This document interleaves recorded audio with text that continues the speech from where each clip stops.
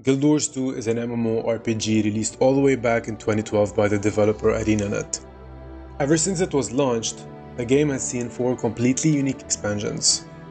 Each expansion brought different features like gliding, land and flying mounts, new challenges, and new maps to explore. But all this, and we are barely touching the surface, as Guild Wars 2 is not just an MMO.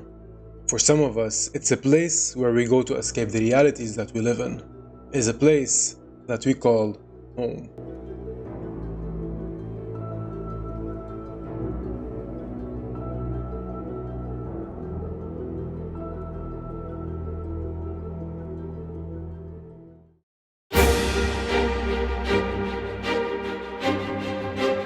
So here's why you should play Guild Wars 2. And the first reason being that the game is free to play. Now, getting into a new MMO is scary, especially if it's 11 years old. But the good thing is that Guild Wars 2 is a free-to-play game that anyone can download, either from Steam or from the official website. You don't have to spend a single dime to test the game out for yourself. Moreover, the basic game has so much content that players can enjoy before they make a decision on whether they actually want to invest more into the game or not. There are some limitations that free-to-play players will have, but these limitations are not extremely inconvenient that they will hinder your experience. So if you actually enjoyed this experience, you can then purchase any of the existing expansions for a one-time fee. This means that you buy the expansion, all the features that it has to offer will be unlocked in your account for a lifetime. Now let's address the big elephant in the room. Guild Wars 2 is not subscription based. This means that you don't have to pay a monthly fee like you do on other games, and you will get what you paid for as soon as you make that purchase. Once you buy any of the expansions, then everything that each one has to offer will be completely yours to enjoy for the rest of your life. Or, well, for the rest of the game's life. For 11 years now, the game has been completely pay-to-win free. There's an in-game microtransaction store, true, but you will never find anything that will give you an edge over other players in the game. Anything you purchase from the store using the in-game currency called gems will only serve as a convenience or cosmetic purpose.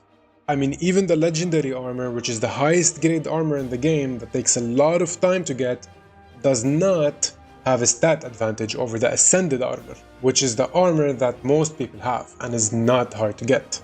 The only difference would be cosmetic and convenience. This shows how fair the actual game is to all the players. So everyone who does not like to play games that have a pay-to-win business model, Guild Wars 2 is the game for you.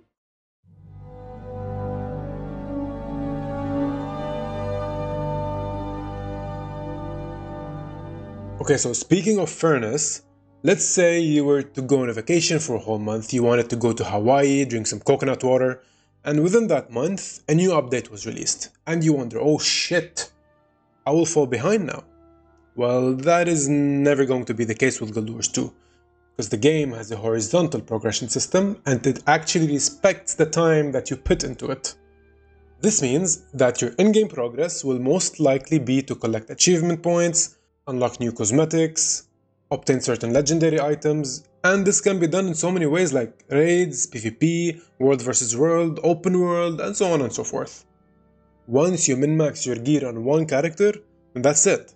We have never seen a gear upgrade in the game since it was released, and most likely will remain this way.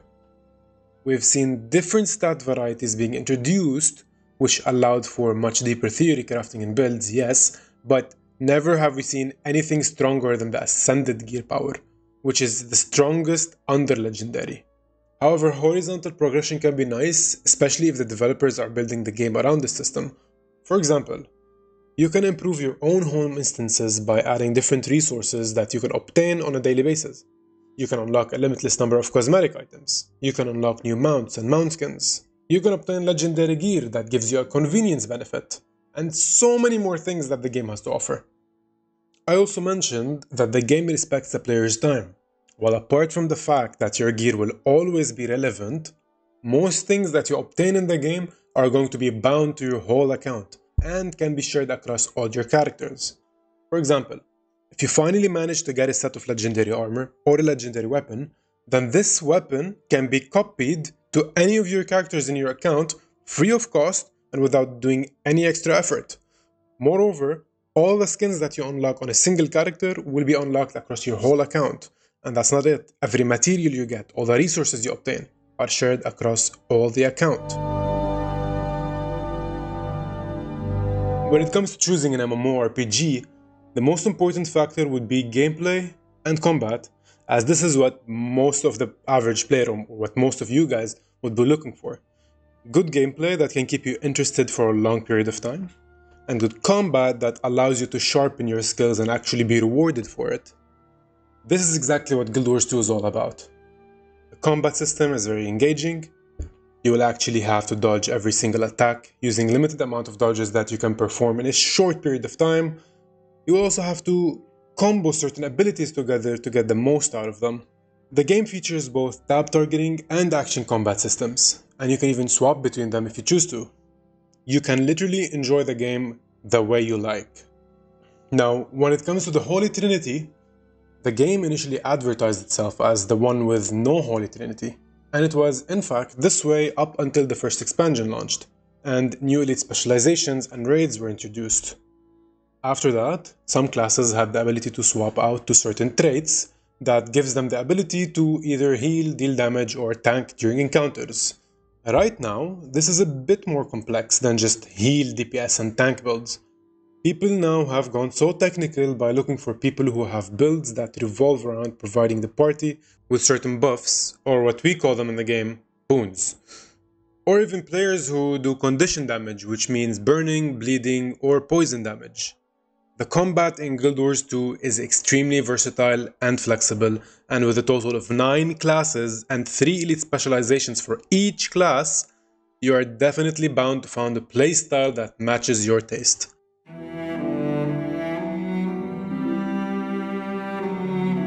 The community in Guild Wars 2 is not like anything I have seen in any MMORPG before, and I have been playing for quite some time. Just so you know, it's been 17 years. And players in this game are extremely helpful, and everyone will lend a helping hand when you need it. The game promotes party play, because unlike other games, getting a last hit on a boss or a mob does not mean that the kill is yours. In fact, any enemy that you or any other player attacks, whether you were in a party or not, will give you the rewards and the experience from that enemy. More than that, any resource like wood, ore, plants, or chests that you see in the open world are tied to your own instance, so no one can really steal your chest, as everyone will have their own. This concept in the game really helps in promoting a very healthy and wholesome community. You might still come across a toxic few, but this is mostly in the competitive aspect of the game, like world versus world and player versus player.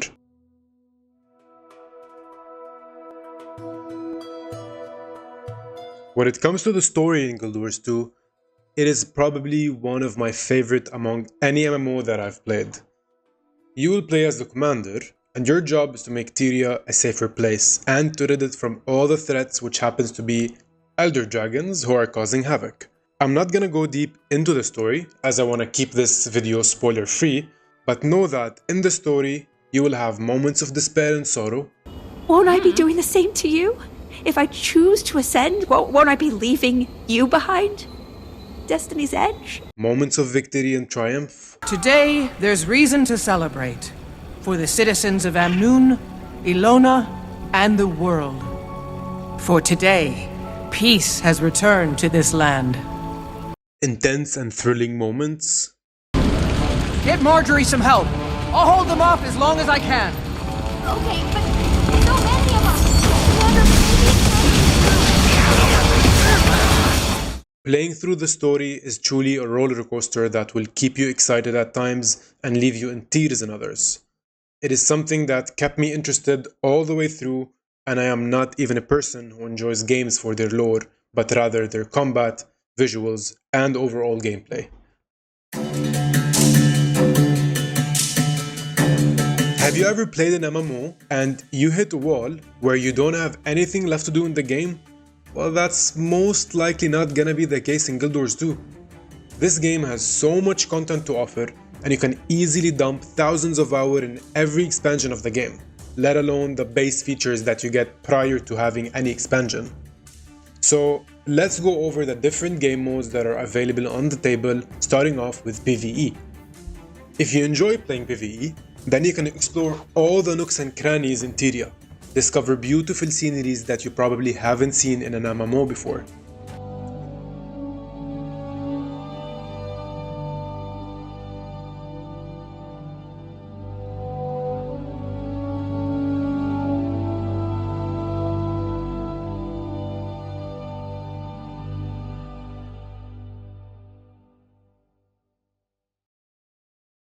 You can also explore dungeons, which I have to say are a bit outdated now, but still relevant to some people. You can do Fractals of the Mists, which is a unique type of dungeon in Guild Wars 2 that has gradually increasing difficulty levels and are considered some of the endgame PvE content. You can participate in 10-man raids that require extreme coordination and dedication. You can do strikes, which are similar to raids but have a much less learning curve and barrier to entry. You can work with other players to partake on epic world bosses that spawn in every map in Tyria, or even participate in dynamic events that happen all over the maps at specific times. You can even listen to NPCs talk to each other, if this is what keeps you interested. Remind me, what exactly is it we're hoping to prove here? That 2 Skrit are smarter than 1 Skrit, and 3 Skrit are smarter than 2 Skrit. So basically, we're just measuring Skrit for brains. You've just been dying to say that, haven't you? This is just a few things that you can do when it comes to PvE in the game. There are so many other things, but listing them all will need a separate video entirely.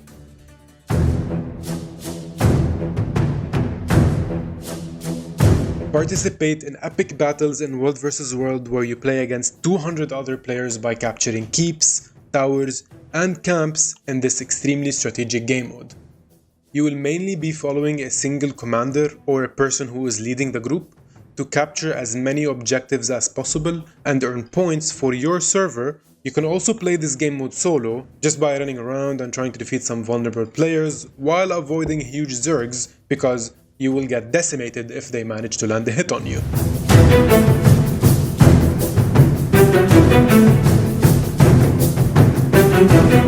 This game mode features 3 or 5 players coming up against each other to either hold objectives as much as possible to reach 500 points, or by fighting each other to death. You can participate in this game mode as soon as you are level 2, and your PvE gear will not matter in PvP as everyone will share the same equipment. It's just a matter of how you set up your build in that mode. This means that if someone has a legendary item, this does not mean that you can get one-shot by them. But if a player is skilled enough, then they can manage to stun lock you and perform crazy combos to bring you down in a few hits. The PvP scene in Guild Wars 2 is very competitive, and you will be able to show up for it once you actually climb through the ranks. The more PvP you play, and the higher you climb in the ladder, the higher your tier will be. And you can also display this tier near your name, so you can actually show off to other players how well you are and show them that you are not to be messed with. Apart from that, players can even participate in automated tournaments that will put the best of the best up against each other for exclusive in-game rewards.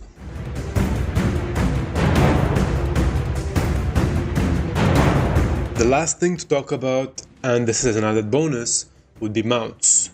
With the introduction of the Path of Fire expansion, we got the ability to use mounts. And in Guild Wars 2, mounts are not just used to speed you up, but in fact, each mount will be able to take you to places that you were previously unable to get to. As of this video, we have 9 mounts: the Raptor, Springer, Skimmer, Jackal, Griffin, Roller Beetle, Skyscale, Warclaw, and the Siege Turtle. For example, a Springer, which is the game's rabbit, can jump so high up and let you get to places that are not reachable by foot. A Jackal allows you to go through portals to get to hidden places. A Griffin can soar through the skies, crossing so much ground in so little time. And the Siege Turtle can destroy huge structures and accommodate up to 2 players at the same time. Mounts will provide you with a whole new experience to enjoy the game.